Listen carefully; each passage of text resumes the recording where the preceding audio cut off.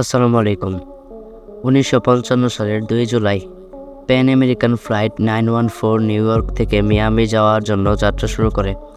এই ফ্লাইটে ছিল 57 জন যাত্রী ও 4 জন ক্রু মেম্বার, সব মিলিয়ে মোট 61 জন। দিনটি ছিল খুবই পরিষ্কার। ফ্লাইটের যাত্রীরা ফ্লোরিডার সৌন্দর্য দেখার জন্য অপেক্ষা করছিল। এই ফ্লাইটটি ছিল 3 ঘন্টা, কিন্তু এই সময় পরেও এর কোনো খোঁজখবর পাওয়া যায়নি। মিয়ামিতে প্লেনের কন্ট্রোল টাওয়ারের রাডারও একে খুঁজে পায়নি। নিউ ইয়র্কে যোগাযোগের পর জানা গেল যে আকাশপথে ফ্লাইটটি উধাও হয়ে গিয়েছে। ফ্লাইটের পাইলটদের সাথে এয়ারক্রাফটের কর্মকর্তাদের যোগাযোগও বিচ্ছিন্ন হয়ে যায়। নিউ ইয়র্ক থেকে আটলান্টিক মহাসাগর পাড়ি দিয়ে ফ্লোরিডায় পৌঁছাতে হয়। অনেকেই মনে করেন বিমানটি হয়তো কোথাও বিধ্বস্ত হয়েছে, আবার অনেকেই মনে করেন এর সাথে বারমুডা ট্রায়াঙ্গেলের সম্পর্ক আছে।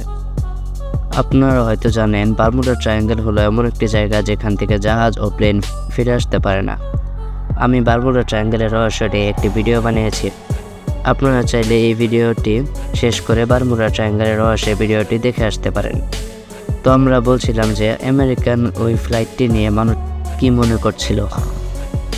এরপরে উদ্ধারকারী দল একেবারে খুবই ভালোভাবে অভিযান করা শুরু করলো, কিন্তু কোনো খবরই পাওয়া যায়নি। এই ঘটনার সমাধান কেউই দিতে পারেনি। তবে একটি আনুষ্ঠানিক বিবৃতিতে বলা হয়েছিল যে বিমানটি বিধ্বস্ত হয়েছিল এবং সব যাত্রী মারা গিয়েছিল। 37 বছর পর 1992 সালের সেপ্টেম্বর মাসের 9 তারিখ ভেনেজুয়েলার কারাকাস বিমানবন্দরের কন্ট্রোল টাওয়ারের রাডারে একটি অপরিচিত বিমান চিহ্নিত হয়। বিমানের পাইলট সেখানে তাদের বিমানটি অবতরণ করার জন্য অনুমতি চেয়ে বলে তাদের ফ্লাইট নাম্বার 914 এবং এই বিমানে মোট 61 জন প্যাসেঞ্জার রয়েছে, আর তারা 1955 সালের 2 জুলাই নিউ ইয়র্ক থেকে মিয়ামির উদ্দেশ্যে যাত্রা শুরু করেছিল। তারপর এই ফ্লাইটের পাইলট এই বিমানবন্দরের অবস্থান জানতে চায়। তখন কন্ট্রোল রুম থেকে জানানো হয় যে এটি ভেনেজুয়েলার কারাকাস বিমানবন্দর এবং এই বিমানবন্দরটি মিয়ামি থেকে প্রায় 1800 কিলোমিটার দূরে অবস্থিত ও এখন 1992 সাল। এসব শুনে পাইলটরা খুবই অবাক হয়ে যায় এবং চিন্তা করে তারা এই বিমানবন্দরে নামবে না।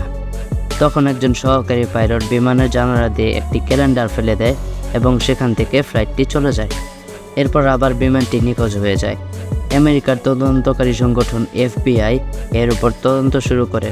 তারা দেখে যে ক্যালেন্ডারটি প্লেন থেকে ফেলা হয়েছিল সেটি 1955 সালের।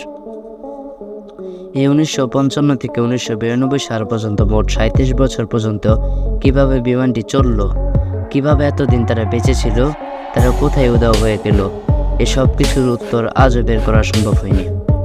যদি ভিডিওটি ভালো লেগে থাকে তবে প্লিজ চ্যানেলটিকে সাবস্ক্রাইব করে দিবেন। আসসালামু আলাইকুম।